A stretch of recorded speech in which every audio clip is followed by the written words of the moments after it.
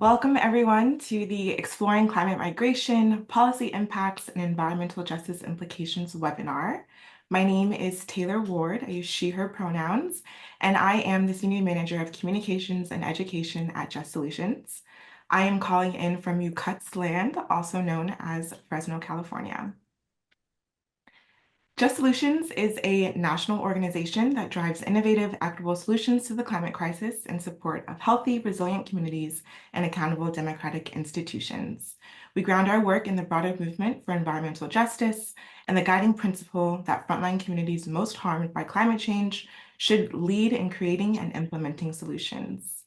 If you're joining us, please feel free to add your name, your organization, and where you're located in the chat so everyone else can know who else is on the call with us today.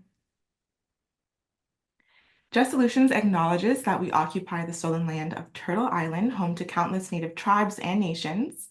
We recognize the ongoing struggles and violence Indigenous communities face and honor Indigenous knowledge, wisdom, and activism. We are committed to supporting justice for Indigenous communities by reflecting this conviction in our work. You can check out native-land.ca to find out whose land you're on and find more tools to support Native advocacy in your area.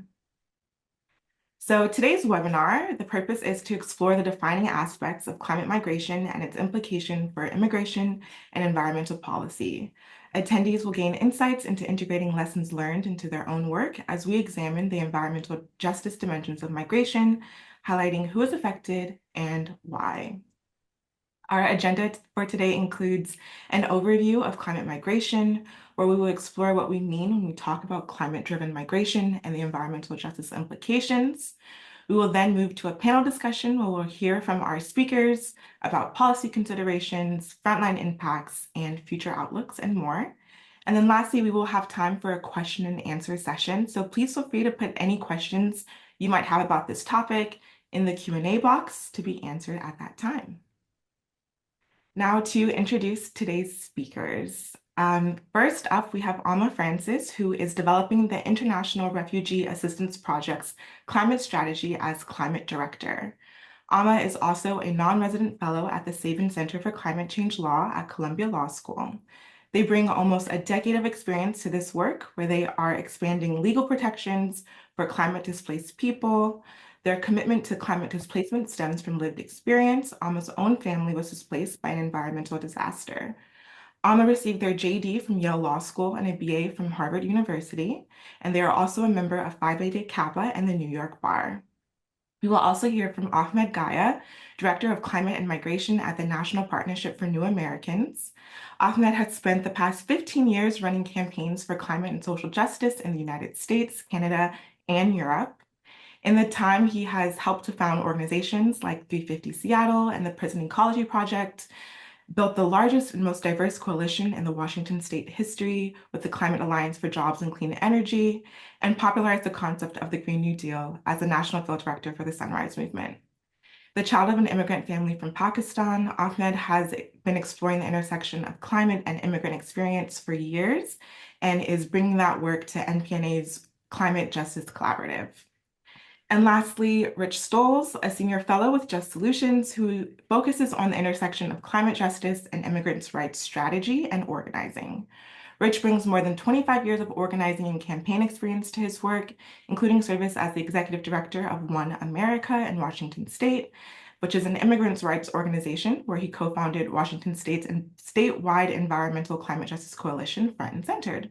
Rich was born in Seoul, Korea, and is the son of a Korean immigrant. He concurrently serves as a senior fellow with the Democracy Fund.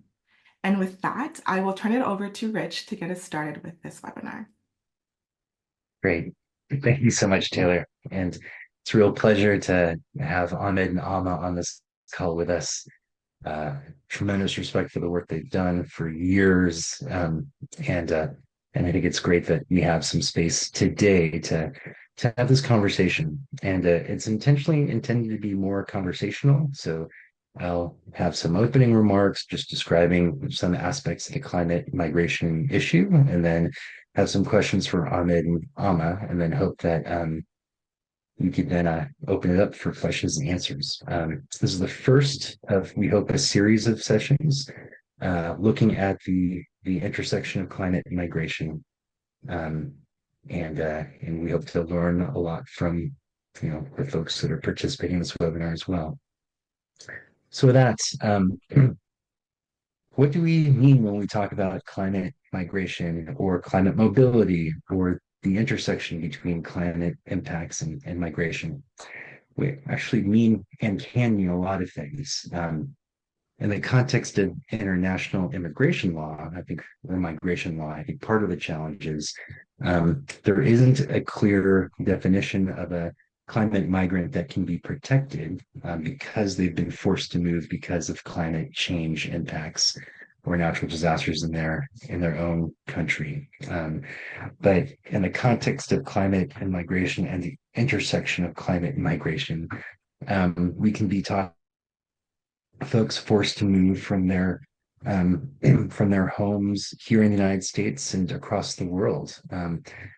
We are talking about folks who are being forced to make very difficult choices about attempting to stay where they are in the wake of a natural disaster that may be driven by short-term events like a hurricane or long-term events like a drought.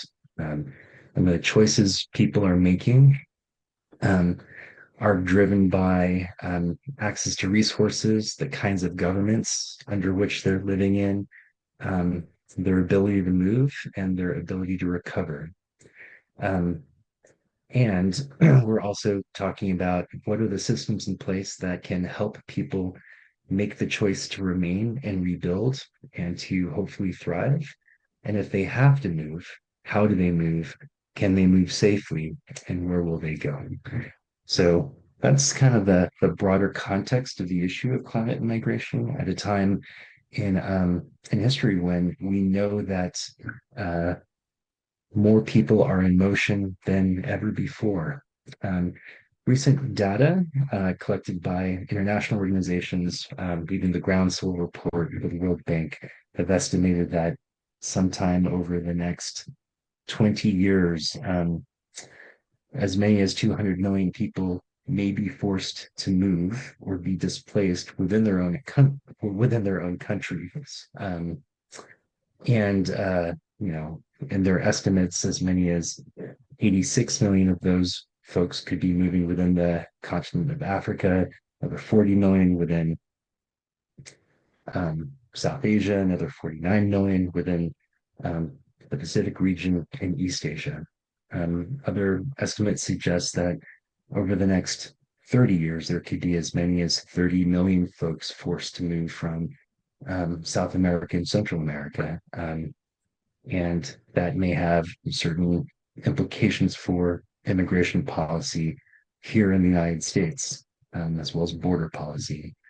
Um, there are a range of questions that kind of come up in the context of climate and migration that we are particularly concerned with at an organization like Just Solutions and within my own background as an immigrant rights leader and activist in Washington State and nationally. I remember organizing on climate issues in immigrant communities and in conversations with folks being told, well, this is an interesting conversation to have because, for example, one leader from a Pacific Island nation basically said, it may be that in a few years, I won't have any place that I could be deported to.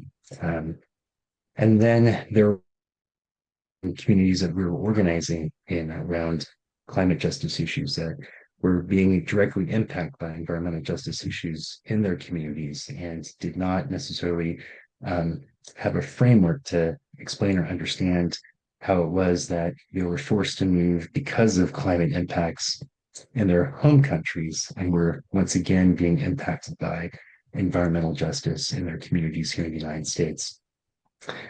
And I think it's also important um, to bring into this conversation just the current political moment that we're in.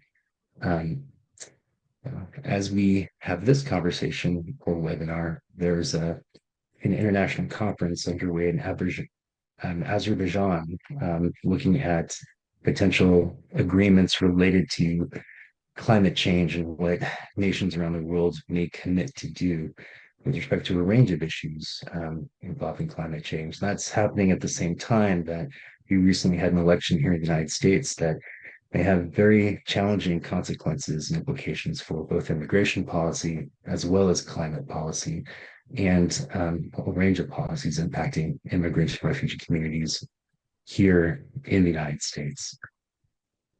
So, given all those different factors, we're really pleased to have folks like Amma and Ahmed on this call with us to help us tease out what are some of these elements around climate migration that are really helpful to understand and know.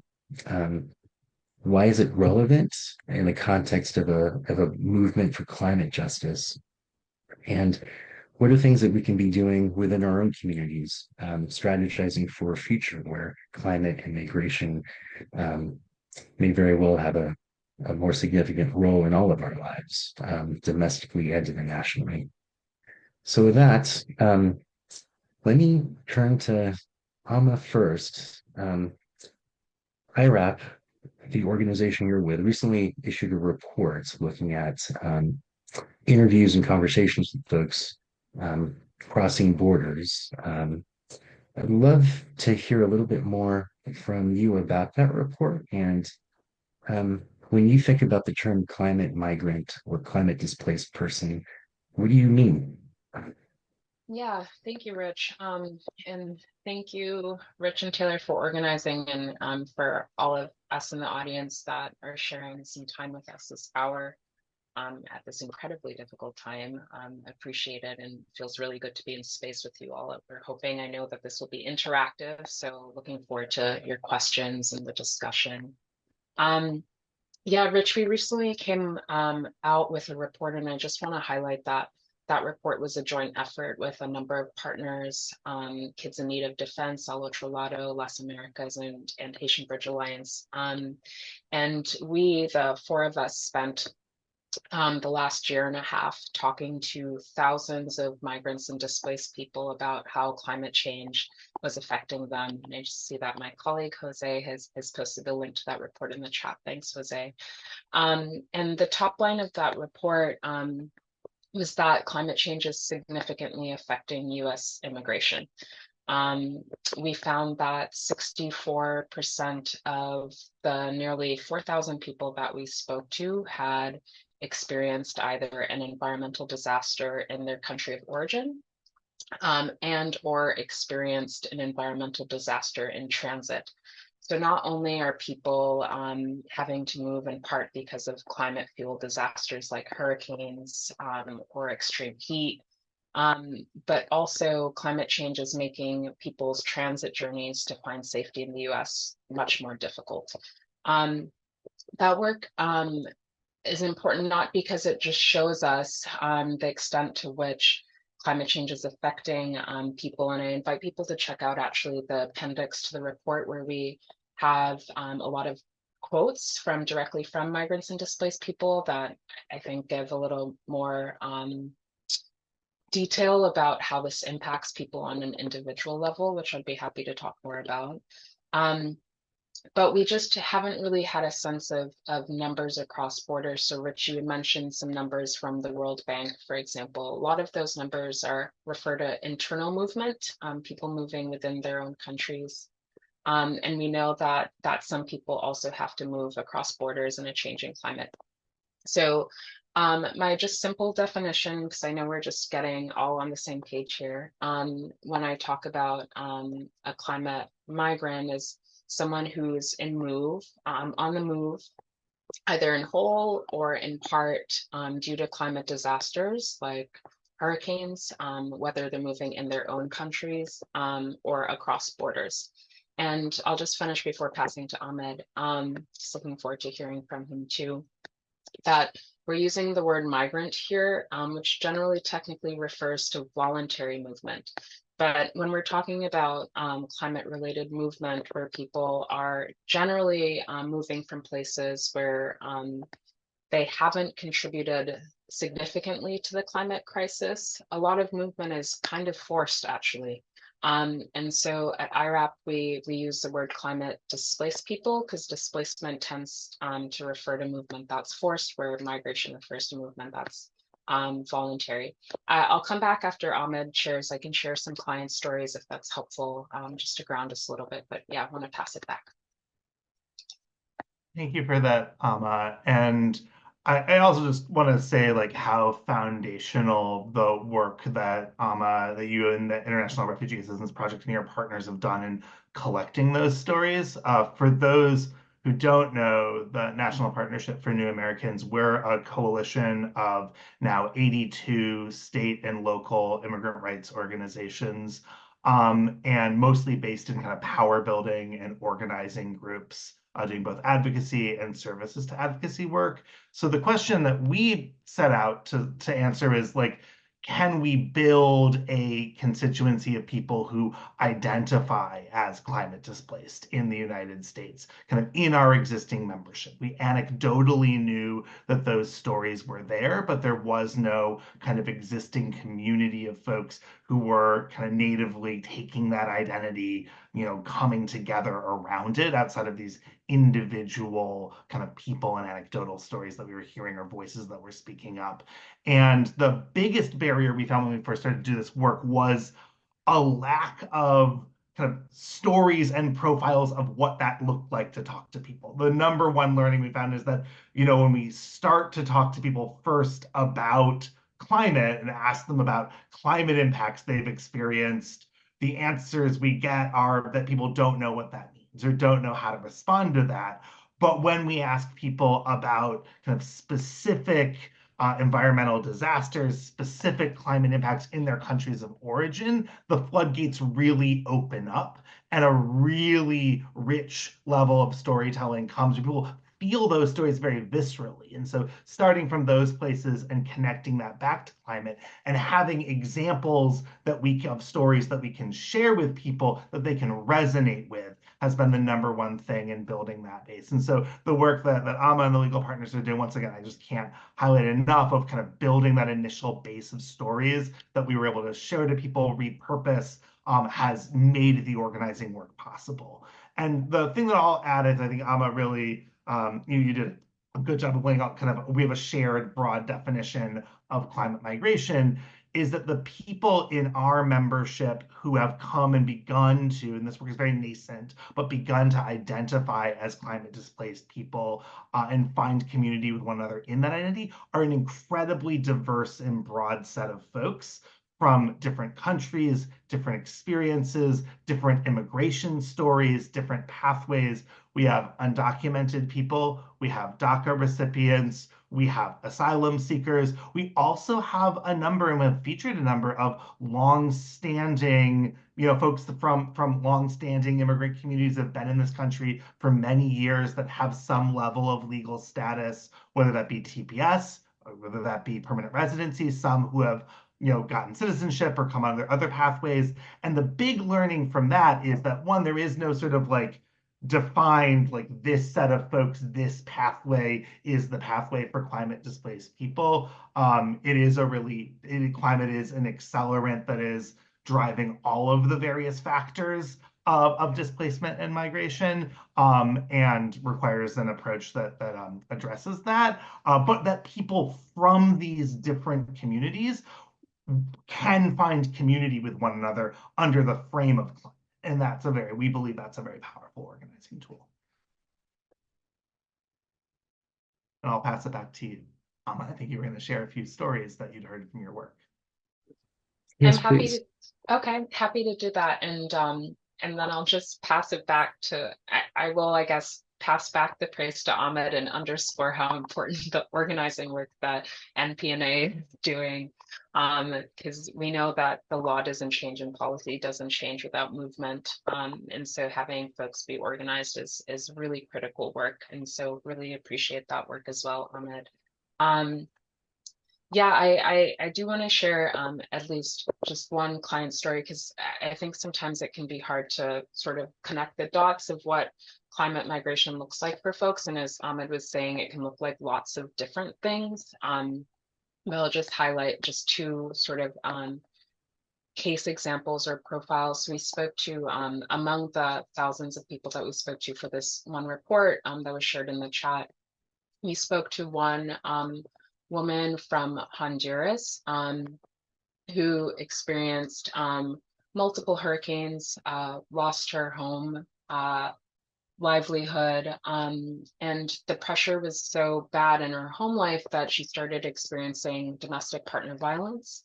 And she was really fearing for her life, and so she took her kids and fled to the US. And I bring this story up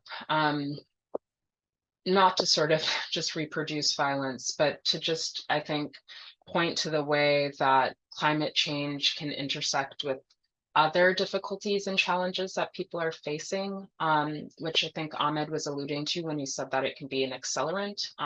So if you are suffering from gender-based violence and in a tough climate disaster, that obviously is much more difficult without the climate disaster, or the climate disaster adds the difficulty. And so it's just to highlight the intersectional nature of this issue. We know that the people who are most marginalized among us, facing the worst challenges often are facing the climate crisis in the most difficult way. And that comes up in this issue as well. It's actually a really interesting point and kind of a challenging point when thinking about climate displaced people or climate migrants, because sometimes it's hard to pinpoint like what's the climate issue forcing displacement versus other factors, whether it's violence where they're living or government repression or even war. Remember during the war in Syria, when we had many refugees and coming into the Pacific Northwest where we were based, part of the analysis and understanding of that conflict in Syria was driven in part because of drought and other climate change factors that were underway in that region of the world. And much of that is often not acknowledged when folks are thinking about migration more broadly. And on top of that, we're glossing over all the different definitions that are placed on people or labels. Many of them are very significant in international law and what kinds of protections people have when it comes to moving as refugees or as asylees or as migrants that may have no particular protection at all. But a really important point you made was around who's most impacted. And a lot of these conversations around climate at the international level that have a direct bearing on conversations around migration have to do with loss and damage, for example, where there are mechanisms for first world countries to help finance strategies to support adaptation or resilience. And migration is often viewed in the context of adaptation. And just the fact that when we're talking about folks who are forced to move, or that are impacted by climate, they tend to be folks living in those regions tend to be people most vulnerable because of their income or their race. And the folks that may be left behind are those least able to move. And sometimes those who are forced to move are moving because they were already in very vulnerable groups because of their race, their income, or like other factors in their identity or lives or communities. The broader environmental justice movement is very much focused on those that are most impacted. How have you seen or viewed sort of the intersection between climate justice and immigrant rights or migrant justice? Ahmed, I think in the prior call you had pointed out sort of how the movements are often or should be viewed as one and the same. How would you articulate that point? Yeah, I mean, a couple of places to go. I mean, the first is just that I think one of our foundational principles at NPNA when we launched this project, actually under Rich's guidance and leadership a number of years ago, a couple of years ago, was that immigrant communities themselves are a frontline impacted community in the United States that faces disproportionate climate impacts and unique climate impacts and challenges, and that that was a unique voice, separate from other, connected to, but distinct from other communities of color in the United States that needed to be represented in the environmental justice movement. And, we see this, we work both in climate as a driver of migration and building this community of folks who identify as climate displaced people, but also in the underrepresentation of immigrant communities in the green energy work or the clean energy workforce, and in good union paying jobs in the clean energy workforce, in the lack of inclusion of immigrant communities that are probably the folks that are most excluded from climate resilience investments and disaster preparedness and recovery. That's been a major, first kind of input, like a inroad for entry point, pardon me, is what I was looking for a lot of our members and their members around the climate issue. So, for example, like in Hawaii, post the Lahaina fires, it completely has radicalized the immigrant rights community in Hawaii around climate justice and climate resilience. And the Hawaii Coalition for Immigrants and Refugees is now like one of our strongest partners in this work, both because a large number of folks, especially from Pacific Island nations, are displaced and are living in Hawaii, but then also the folks who, 30% of folks who lost their homes in Lahaina were not US citizens and not eligible for any federal relief and support. A large percent, I think it's somewhere almost 20% of folks were not native English speakers, and did not initially have language access information for where to go to get immediate relief and response, how to navigate the bureaucracy of recovery. There's a tremendous amount. We're seeing that in Houston, in Pajaro, California. A report from Churla, I remember there, just put out earlier this week their report on the recovery from Pajaro and the largely immigrant and indigenous community there that's facing language access and other status-based barriers. So we think in that way we're a distinct climate community. And then also we think that the climate movement, like migration is, and displacement is a major global consequence of an accelerating climate crisis.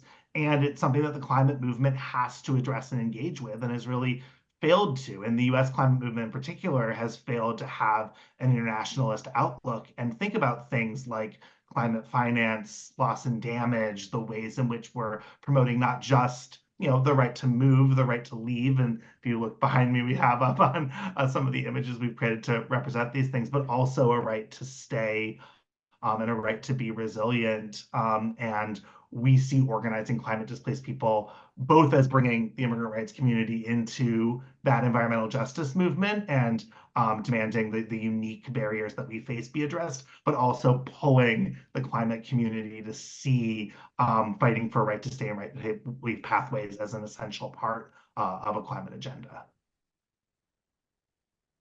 Thank you.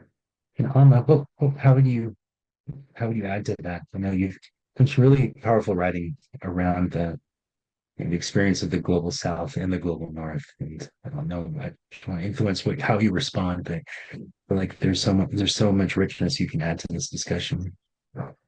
Yeah, and I do want to just encourage Ahmed. In our prep call said this really, I think, insightful thing about why the climate and immigrant rights justice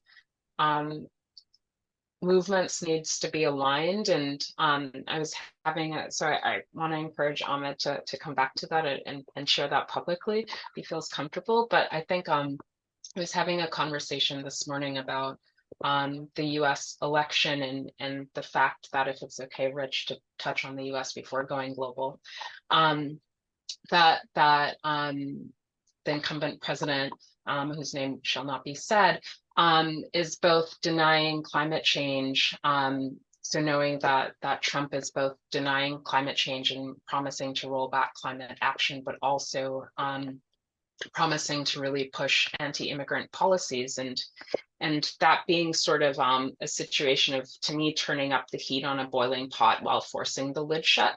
So both refusing to do anything that would help people stay in place or be able to adapt in their countries of origin, but also denying people this safety valve or this access to safety through US immigration policies. So just naming that and needing to really back leaders who are both pro-climate action and pro-immigration as being really important in the US and other places around the world where we're seeing rising xenophobia. But something that I think gives me great hope is just the amount of movement and action within the global majority. I think it was a huge win for island states, for example, and other developing countries that a loss and damage fund was established. And I don't know how many people are familiar on the call with that, but just this mechanism for paying for harms, climate harms that can't be compensated for, really. And human mobility, migration, displacement is part of that. In the text that describes the scope of the fund, migration and displacement is mentioned and recognized as a non-economic loss of the climate crisis. And so that's a small win, but it's important recognition. And yeah, I think that just well, maybe I won't say this. I think we'll come back to this, but I think there in the past few years there have been a lot of really hopeful efforts in different regions in the world to turn towards migration with solidarity. That's not the case everywhere in the world, but I do think it's important to highlight those and take encouragement from them. Ahmed, if you want to add anything? Yeah, I mean, I'll share what Anna asked me to share, but I'll also kind of double down on the move, the recognition of the need for solidarity and the growing, there's a growing international movement of frontline displaced people that is engaging in this kind of both national and international conversations around climate and migration. We're really excited about a convening that's happening in London with over 100 climate and immigrant rights groups across Europe and the UK in February that will hopefully be attending and trying to bridge some of the connections between US and European groups. There have been similar convenings in Latin America and South Asia. And I think in the run up to COP30 next year, despite the real backwards movement we're going to see from the Trump administration and from the US government, there is a forwards momentum in civil society and the organizing, particularly of civil society led by impacted displaced people stepping into those spaces. So I also see a lot of hope in that. And it's something I've been very heartened by our members doing this work and who are, local immigrant rights organizations facing the threat of a mass deportation apparatus and that might begin in the next 8 weeks, have reaffirmed to us in the last week their commitment to this work and their commitment to preparing for COP30 in Brazil, to sending a delegation, to being part of this international movement that displaced people in the United States, asylum seekers in the United States need to be at the table and support displaced people globally. And so that is also like that feeling of global solidarity from within our movement has been heartening.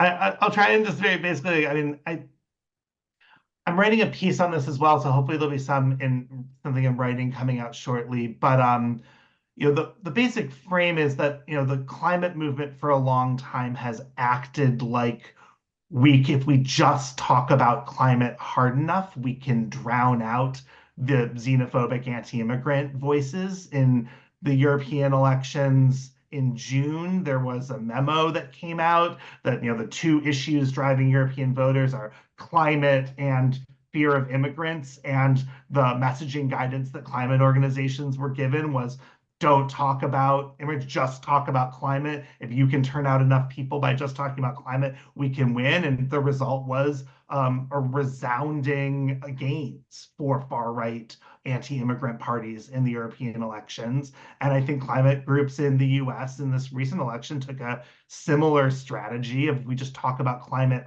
hard enough.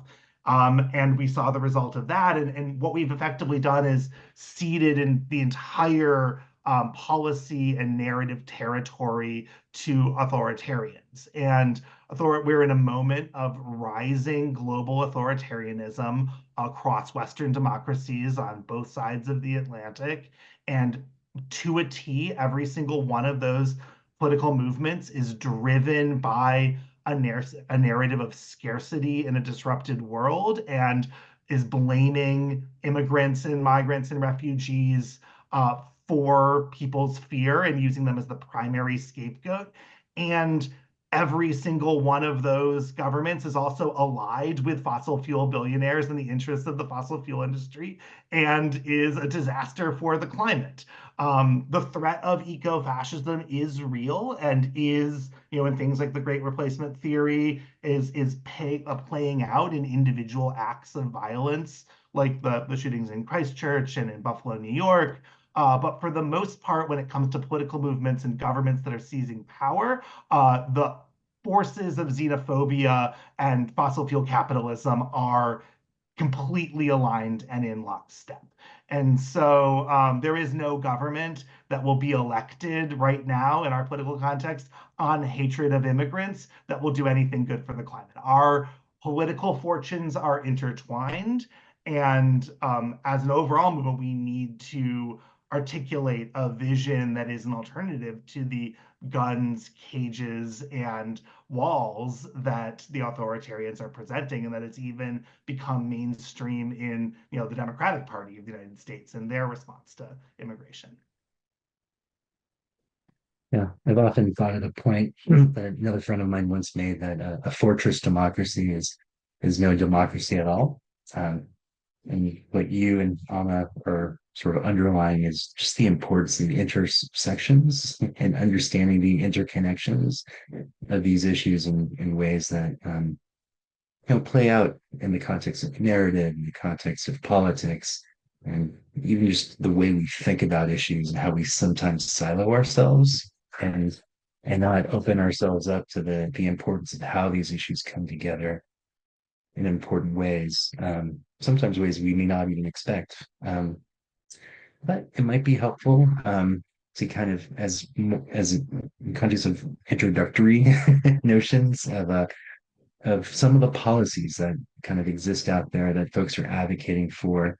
I know that the current domestic political environment in the United States will change pretty significantly in the coming year, but we've mentioned some of the loss and damage, advocacy, and work happening at the international level. How are folks thinking about policy strategies at the federal, state, and local level here in the United States? Do you want to start, Ahmed, and I can jump in? Yeah, I'll briefly touch on federal things and then maybe focus on the state and local things and let you talk about the federal stuff. The only thing I'll say on federal policy is I think there's a really great piece out today from Alex Randall with the Climate Migration Coalition in Europe that about the toxin COP and mobility and how we need a jigsaw approach. There is no, as we just talked about, people have a lot of different experiences, a lot of different drivers. There is no sort of like one size fits all solution, and climate is actually a strong argument for expanding all of our pathways, expanding asylum, expanding refugee resettlement, expanding family reunification, rather than a call to create new policies. And I'll just say, I have to say that because, one of the things we pushed as an educational tool is the Climate Displaced Persons Act, which does would create a new visa pathway for climate displaced people, and be clear that while we think that bill is a really effective educational tool, it elevates the issue. It should not be seen as like the end goal, because the end goal is really an expansion of all and a creation of a variety of new pathways. At the state and local level, I'm just seeing a lot of questions in the chat about like what cities and counties and municipalities can do. So there's a couple of really promising strategies that are moving forward. And I'm seeing Ina mentioning Buffalo around welcoming and resilient cities. One is around building a broader definition of resilience at the city level. And so we are very interested in exploring pilot campaigns in places that would have partners from immigrant rights groups, from climate and environmental groups, and from economic justice groups, building a joint agenda around resilient and welcoming cities. And so a lot of the things that make a city able to absorb displaced people, whether they are displaced, asylum seekers, displaced globally, or whether they are displaced from the next city over that's been hit by a hurricane, are things that are good for everyone in the city. They are expanded affordable housing. They are a network of resilience hubs and infrastructure that protect people from the worst climate impacts. They are good job training programs that help people get into good, family supporting jobs. They're legal services and navigators that help people navigate state and federal and local benefits. And so the idea is to build a platform in a number of friendly cities that are receiving people either internationally or from domestic climate disasters, places like the Orlandos of the world that receive people when Miami is being hit by a hurricane, and build out a joint agenda and then message around that agenda as we implement it as this is what resilience and safety really looks like, in part to build that positive vision and in part to inoculate against the manipulation that authoritarians will attempt, which is to divide our communities between, pit immigrants against working class brown and black people, say there's only so much to go around, and don't you hate that other person because they're going to get it and not you, building these visions of abundance. So I think there's really exciting work happening at the city level there. And I'll pause and pass back to you, Amma.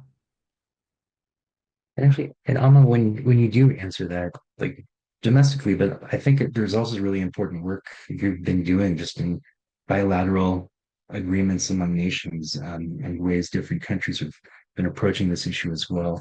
Just in the vein of there's so much we could still learn from other parts of the world. Yeah, and just shout out to the chat. I've been skimming and reading the questions that are coming up in the chat, and there's some really big, juicy questions, so appreciate all of them. And we're trying our best to answer them as we go along, but keep them coming. Yeah, I think that, I was reading the comment section on an article on climate migration recently, which was probably a mistake, but 'cause comment sections sometimes are quite depressing, but was really revelatory for me. It was an article about climate migration, just simply that came out from a US outlet. And the comment section, a lot of people in the comment sections were making comments to the line of why does the US need to do anything on climate migration? Sounds like a them problem, not an us problem. And this is like a pretty progressive outlet, and I think I've heard similar sentiments around sort of a me first, America first approach to climate migration, which is really troubling because I think going back to what Ahmed was saying, there's been, I think, a need to sort of expand our view on the left beyond just the US to sort of really understand our position globally.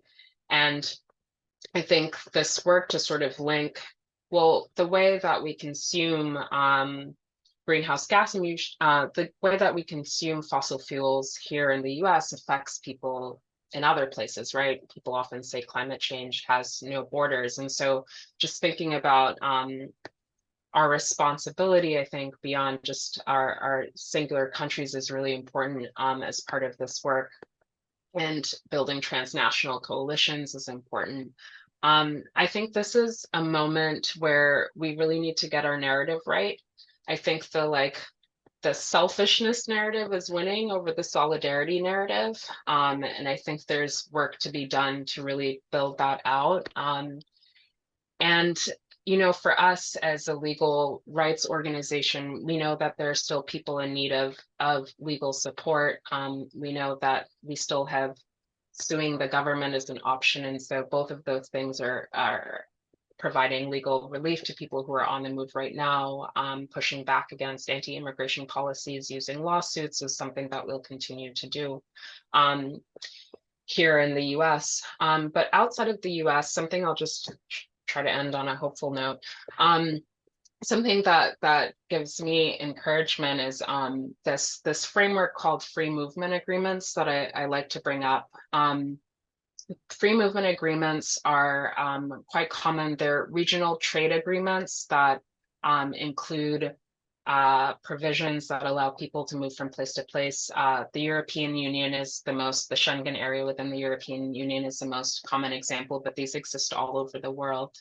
And when we had a particular bad hurricane season, particularly bad hurricane season in the Caribbean, where I'm from, our own free movement agreement within the Eastern Caribbean actually allowed people to move from island to island and temporarily seek safety, or permanently move and find a new job, which is all to say that in our changing climate, we need to be making it easier for people to move, and finding ways within the law for that. Yeah, and I think that these regional outlets, in addition to the state and local work that's so important, are also really helpful as federal avenues might be shifting as well. And Taylor, did you want to? I think there were some questions that folks had sent in advance, and we'll answer as many questions as we can. But can you help flag some of them, please? Yeah, one of the questions was around kind of how do we address corporate colonization in Latin America, since a lot of migrants to the US come from Latin America, and kind of if this thought is in kind of the framing and the work that you all do around climate migration. Yeah, I mean, I'll name that it's definitely very present. One of our key partners on this work who's going to be presenting about it at our conference, the National Immigrant Inclusion Conference in a few weeks, is the International Mayan League. And this is very much their focus of the number one thing that is driving displacement of their communities across Central America is, corporate colonization, is industrial projects, is the persecution of land defenders. And I think that is why when we talk about the kind of policy framework, we talk about a right to leave and a right to stay. And the right to leave are the state pathways, our expanding asylum, our refugee resettlement, our utilizing parole programs, all the various things we can do in the US. I have a very US context. AMA has a more international and regional context because of the nature of her work. But the right to stay, combating these things, strengthening local governance, local protections for people, providing, finance and economic alternatives for people. These are the right to stay pathways. Most people don't want to leave their homes. They want to stay and thrive, and ought to have that right in a climate disrupted world. So I think that's a big part.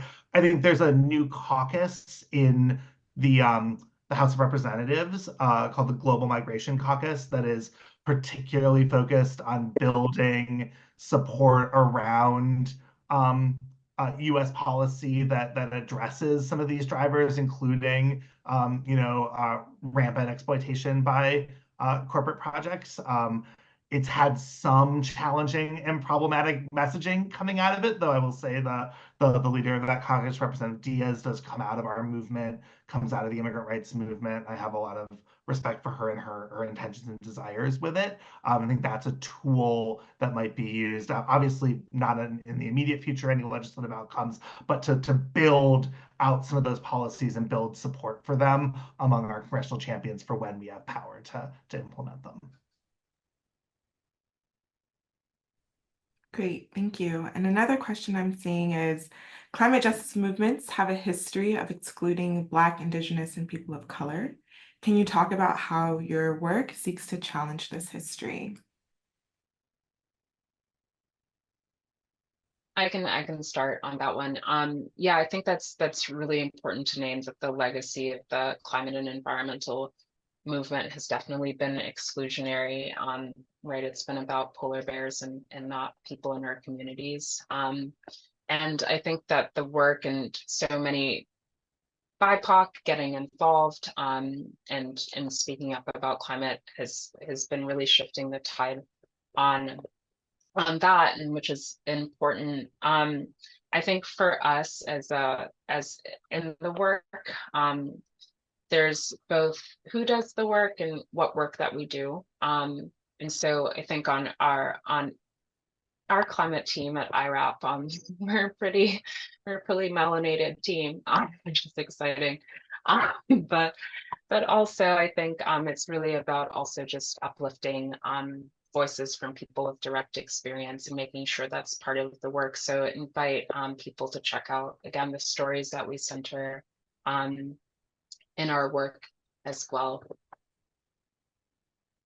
And just going off of like building off of what Amma said, like our theory is that the thing that can move and challenge that in the climate movement is an organized group of folks with frontline experience from those communities that are demanding accountability, and that, you know, white climate activists can feel some sense of accountability too. What we've seen is that white climate activists have a really hard time feeling accountability to like an amorphous group of people in the global south that are being impacted by climate change, but are able to feel some level of accountability, and it does shift the movement when they have people in their community, whether that be environmental justice groups or organized indigenous communities. And we've seen a racial reckoning and a reckoning around indigenous rights in the climate movement over the last 10 years, largely because of the organized presence of those groups. And we believe that, you know, an organized presence of climate displaced people and immigrants and refugees in the climate movement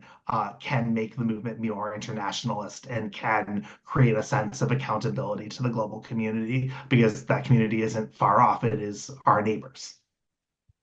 I think that's right, and I appreciate that, and we'll just also just use this as an opportunity to just lift up rematriation land back efforts as well that are being led by Indigenous communities, and the importance of investing in those as well.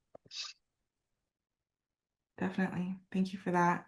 And then I'm seeing a trend of folks wanting to know more kind of about the solutions that you all might be thinking about, whether that's through welcoming city models or policy solutions. So anything you can share kind of in that vein.